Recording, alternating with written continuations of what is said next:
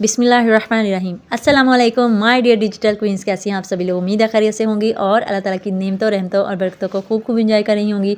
अल्हम्दुलिल्लाह मैं भी बिल्कुल ठीक ठाक हूँ। हर हाल में अल्लाह पाक की बहुत ज़्यादा शुक्रगुजार हूँ। सबसे पहले तो मैं आप सबका दिल से शुक्रिया अदा करना चाहती हूँ कि मेरी पिछली वीडियो को आप लोगों ने जिस तरह से पसंद किया और जिस तरह के खूबसूरत कमेंट्स आप लोगों ने किए, सच बताऊँ तो वो पढ़कर मेरे दिल को बहुत ज़्यादा खुशी हुई और आप लोगों के प्यार और दुआओं ने मुझे और ज़्यादा मोटिवेशन दी।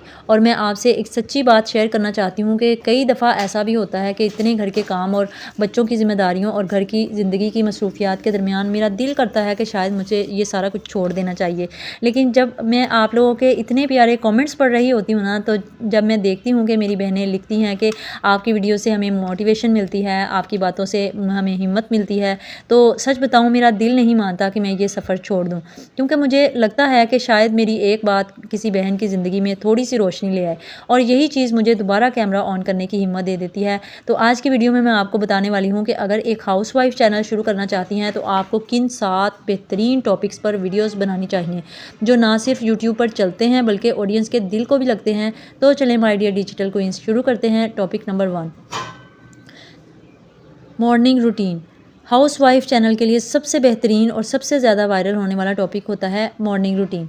लोगों को ये देखना बहुत पसंद होता है कि एक घर वाली की सुबह किस तरह अपने दिन की शुरुआत करती है। आप अपनी वीडियोज़ में दिखा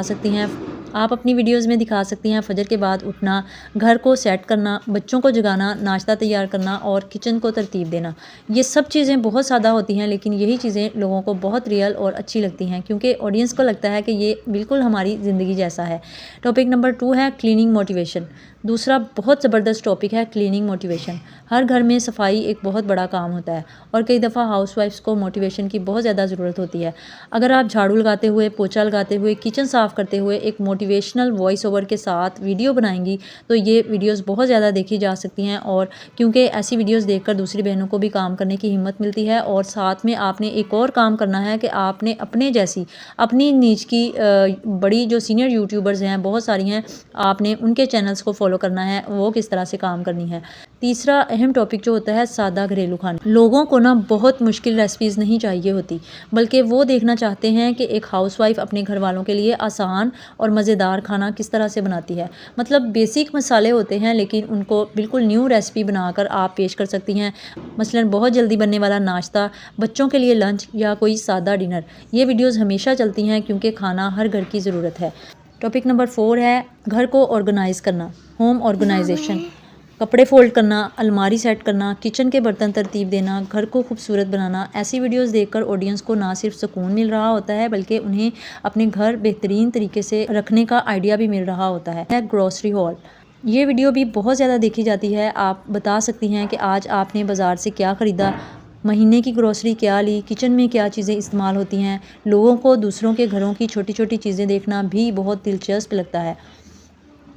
हमारा 6 टॉपिक है हाउसवाइफ मोटिवेशन और ये बहुत पावरफुल टॉपिक है। आप बात कर सकती हैं हाउसवाइफ की ज़िंदगी, उसकी थकन, उसकी सेक्रीफाइसेस की और उसकी पावर के बारे में। और जब आप दिल से बात करेंगी तो बहुत सारी बहनें खुद को आपकी बातों में देखेंगी। टॉपिक नंबर 7 है रियल लाइफ टॉक। ये वो वीडियोस होती हैं जहां आप अपने दिल की बात अपनी बहनों के साथ शेयर करती हैं, मसलन ज़िंदगी के तजर्बात, घर की जिम्मेदारियाँ, मुस्बत सोच और सब्र शुक्र की बातें।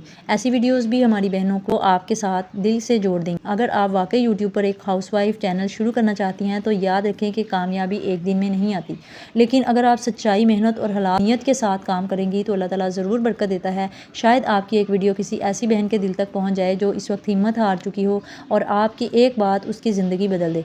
और यहाँ मैं एक और बात बता देती हूँ क्योंकि बहुत सारी बहनों ने मुझे कमेंट्स में सवाल किया था कि मैं वीडियो बनाने के लिए कौन सा मोबाइल स्टैंड इस्तेमाल करती हूँ। तो मैंने जो स्टैंड लिया था वो मैंने दराज से ऑर्डर किया था और अल्हम्दुलिल्लाह वो बहुत अच्छा निकला है। इससे पहले मैंने एक और स्टैंड निकलिया था लेकिन सच बताऊँ ना वो बहुत ही घटिया किस्म का कोई स्टैंड था और बहुत जल्दी टूट भी गया था और उसको इस्तेमाल करने में मुझे बहुत ज़्यादा मुश्किल होती थी। 1-2 बार मेरा मोबाइल गिर भी गया था।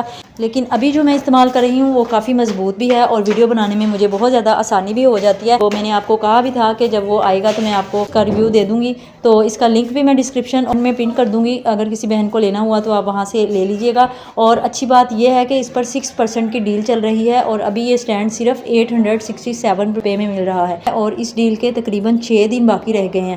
اگر آپ ان 6 دنوں کے اندر اندر اس کو خرید لیتی ہیں تو آپ کو یہی قیمت مل جائے گی. لیکن اگر آپ 6 دن کے بعد خریدتی ہیں تو پھر یہی اسٹینڈ آپ کو 1500 روپے میں ملے گا. اس لیے اگر آپ یوٹیوب شروع کرنا چاہتی ہیں اور تو واقعی یہ ایک اچھا آپشن ہے. لیکن ایک بات یہاں پہ میں ضرور کہنا چاہوں گی کہ جب میں نے شروع میں یوٹیوب سٹارٹ کیا تھا تو میرے پاس کوئی اسٹینڈ نہیں تھا, کوئی خاص سیٹ اپ نہیں تھا اور میں بھی جگاڑ لگا کے ہی ویڈیوز بنایا کرتی تھی. ایون اچھا کیمرہ بھی نہیں تھا, موبائل بھی میرا بالکل بھی اچھا نہیں تھا. تو کبھی میں ٹوکری میں کپڑے رکھ کے اس کے اوپر موبائل سیٹ کر دیتی تھی, کبھی کسی کاپی یا گلاس کے سہارے موبائل کھڑا کر دیتی تھی اور اسی طرح سے ویڈیو ریکارڈ کر لیتی تھی. اسی لیے اگر آپ نے بھی یوٹیوب شروع کرنا ہے تو آپ نے بالکل بھی اس بات سے پریشان نہیں ہونا کہ آپ کے پاس کوئی مہنگا سیٹ اپ نہیں ہے. اصل میں شروع میں ہم لوگ اسی طرح سے کرتے ہیں. تو لیکن انشاءاللہ جب بعد میں آپ کے حالات اللہ تعالیٰ بہتر کر دے گا تو آپ پھر ضرور اچھا سیٹ اپ بنا سکتی ہیں. لیکن شروع میں آپ نے پریشان نہیں کرنا. اچھا یہ دیکھیں, یہ جو میں نے آرڈر کیا ہے نا یہ بہت اچھا ہے. اس کی ویڈیو میں نے تبھی بنا لی تھی جب میں نے اس کی ان باکسنگ کی تھی, لیکن ابھی یہ لنگڑا ہو چکا ہے. شہزادی نے اس کی ایک ٹانگ توڑ دی ہے.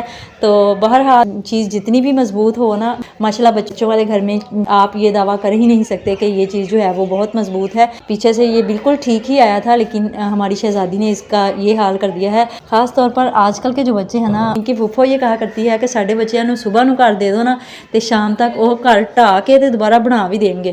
اور بالکل یہ 16 آنے سچ بات ہے اس کی. ہمارے جو ماشاءاللہ سے بچے ہیں نا اسی طرح سے کرتے ہیں. چیز کو دیکھیں گے, آبزرو کریں گے اور سوچیں گے کہ اس کو ہم بہتر طریقے سے کس طرح سے خراب کر سکتے ہیں.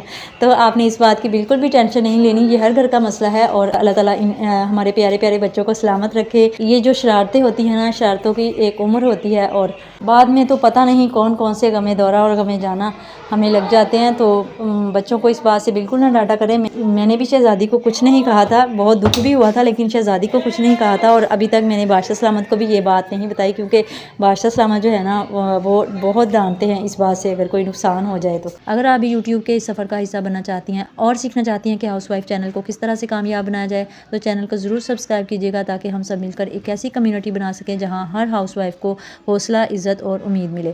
اللہ تعالیٰ آپ کو خوش رکھے. اپنی رائے کا کامنٹس میں ضرور اظہار کیجیے گا, میں آپ کا انتظار کروں گی. Thank you very much. جزاک اللہ. اللہ حافظ.